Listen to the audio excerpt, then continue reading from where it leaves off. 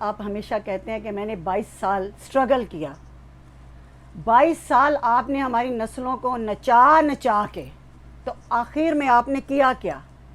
ان نسلوں نے تو ناچ ناچ کے ڈگڈگی پہ تبدیلی کا خواب دیکھا، سونامی کا خواب دیکھا، ریاست مدینہ کا خواب دیکھا، نیا پاکستان کا خواب دیکھا، اور آخر میں آپ نے کیا کیا کہ اس خواب کو، اس 22 سالہ سٹرگل کو آپ نے اپنے ہاتھوں سے ہی پٹرول چھڑک کے آگ لگا دی. ہم نے بہت گالیاں کھائی ہیں. میں نے عورت ہوتے ہوئے ایسی ایسی غلیظ اور ایجاد کی ہوئی آپ کے سوشل میڈیا سے گالیاں کھائی ہیں. جب بھی آپ کو تنقید کی، جب بھی آپ کی اصلاح کی، جب بھی آپ کو کچھ یاد دہانی کی کوشش کی، جب بھی آپ کو کوئی مشورہ دینے کی کوشش کی لکھ کے بول کے، تو آپ کے سوشل میڈیا سیل سے ایسی ایسی گالیاں کھائیں جو زندگی میں ہم نے نہ بچپن میں کبھی پیپلز پارٹی کے دور میں دیکھی تھی، نہ ہم نے مسلم لیگ نون کے دور میں دیکھی تھی، نہ ہم نے کسی دور میں ہم نے ان کے خلاف بھی لکھا اور بولا تھا. بہت گالیاں کھائیں.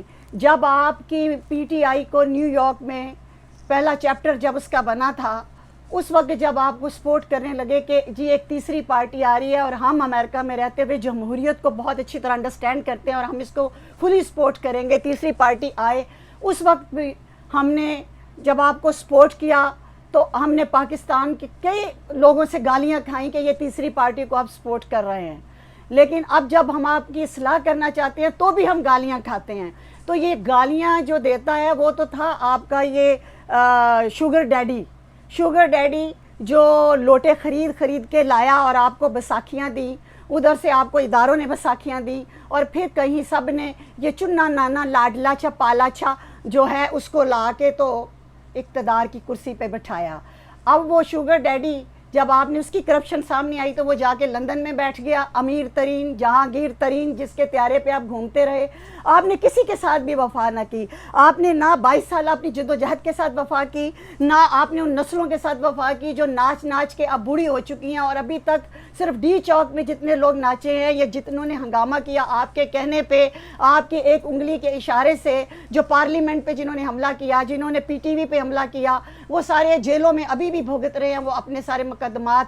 اور ہم جب اصلاح کرنے آئے تو ہم کرتے رہے تو ہمیں بھی گالیاں پڑتی رہی، لیکن آپ نے ہماری نہیں سنی. آپ اس وقت ہم سے کانٹیکٹ رکھتے ہیں، اس وقت ہمارا فون اور ٹیکسٹ کا میسج کا جو آپ دیتے تھے جب آپ اپوزیشن میں تھے. جو ہی آپ وزارت عظمیٰ کی کرسی پہ بیٹھے اور پھر یہ ایک بشرا بی بی، پہلے ایک بی بی سے جان چھڑائی تھی ریحام خان، اور جس وقت وہ آئی تھی تو ہم نے اس وقت بھی کالم لکھا تھا کہ یہ کسی کی ایجنٹ ہے. اس وقت بھی ہمیں گالیاں پڑی تھی کیونکہ وہ بھابھی تھی، بعد میں وہ اس کو گالیاں پڑتی، ابھی بھی ایک بھابھی ہے تو ابھی بھی ہم گالیاں کھاتے رہے. بعد میں ان کو پھر بعد میں سمجھ آئے گی. آپ سمیت آپ کے جتنا آپ کی پارلیمنٹ میں جو آپ کا طبقہ ہے اس کو دوسرے دن سمجھ آتی ہے. تو برداشت کی ایک حد ہوتی ہے، کتنا سپورٹ کریں گے ہم، کتنی گالیاں کھائیں گے. آپ نے کرونا آیا تو یہ کہہ کے کہ میں غریب کے لیے ایک لاک ڈاؤن نہیں کر سکتا، آپ نے غریبوں کو بھی مروا دیا اور امیروں کو بھی مروا دیا. لیکن جب آپ نے چینی، آٹا، تیل، گھی، پیٹرول کی بات آتی ہے تو اس وقت آپ کو غریب یاد نہیں آتا. یہ کون سا غریب؟ آپ نے تو غربت دیکھی ہی نہیں. آپ کے تو ATM کارڈز ہیں، آپ کے تو وہ کارڈز ہیں، کبھی وہ زلفی بخاری ہوتا ہے، کبھی وہ جہانگیر ترین ہوتا ہے، کبھی وہ کچھ ہوتا ہے. اور آستین کے سانپ آپ نے شاہ محمود قریشی جیسے پالے ہوئے ہیں جو پہلے دن سے ہی وزارت عظمیٰ کا خواب دیکھ رہے ہیں، جو اپنے مرشد خانوں میں بیٹھ کے عورتوں کے بال کاٹتے ہیں، اور وہ حجام، ان کو تو بیوٹی پارلر آپ کھول دیں. اس بندے نے جو یہ سارا طبقہ جو آپ کے ارد گرد ہے، کچھ بھی سوشل میڈیا میں اب ڈھکا چھپا نہیں ہے. اب جو آپ نے ہم امریکہ میں رہتے ہیں، یہاں تیل جو ہے پانی کے بھاؤ ہے. پوری دنیا میں کرونا کی وجہ سے تیل کی قیمتیں لوگ لے کے بیچ رہے ہیں اور کوئی خریدنے والا خریدار نہیں ملتا. مڈل ایسٹ کو دیکھیں، وہ تیل کی وجہ سے دیوالیہ ہو گیا کہ ان کے خریدار نہیں ہیں. تو اب آپ کو غریب یاد نہ رہا پاکستان میں. اب تیل کی دفعہ بھی نہ یاد رہا، چینی کی دفعہ بھی یاد نہ، آٹا کی دفعہ. اور پھر کرپشن کے وقت آپ کو یاد ہوگا کہ جب آپ نیو یارک میں وزیر اعظم بننے سے پہلے آئے تھے تو میں نے ہی ایک جملہ آپ سے کہا تھا کہ نفرتیں مت سمیٹنا. یہ جو اپوزیشن کی نفرتیں لے کے چل رہے ہو نا، یہ زیادہ دیر نہیں چلنی، کیونکہ یہ قوم زیادہ دیر ایک نعرہ اور ایک ڈگر پہ نہیں رہتی. نفرتیں مت سمیٹنا، محبتیں سنبھالنے کی کوشش کرنا.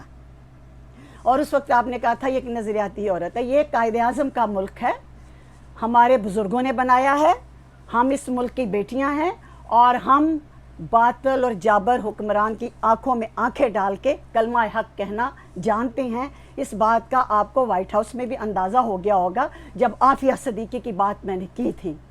عافیہ صدیقی کو نہیں تم چھڑوا سکے, جو کہتے تھے میں آؤں گا تو چھڑواؤں گا. تم نے اس قوم کو غربت سے کہاں چھڑوانا ہے.